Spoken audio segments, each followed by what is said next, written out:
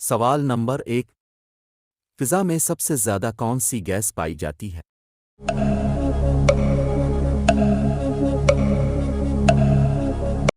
جواب nitrogen gas. سوال number 2، کون سی دھات پانی میں ڈالے تو وہ جلنے لگ جاتی ہے؟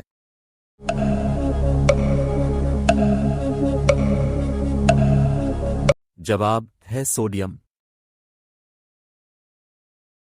سوال نمبر 3، وہ کون سا درخت ہے جس میں لکڑی نہیں ہوتی ہے؟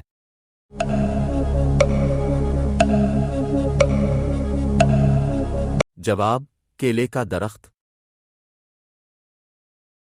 سوال نمبر 4، وہ کون سی گیم ہے جس میں پیچھے رہنے والا جیت جاتا ہے؟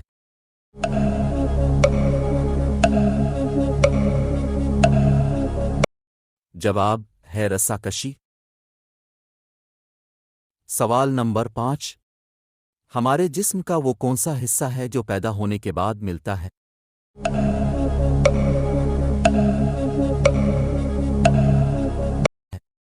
جواب ہے دانت۔ سوال نمبر 6، وہ کون سا جانور ہے جس کی زبان پر پسینہ آتا ہے؟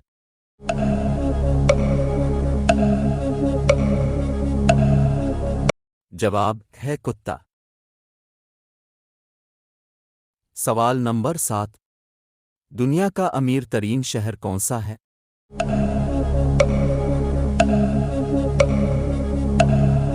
جواب ہے نیو یارک۔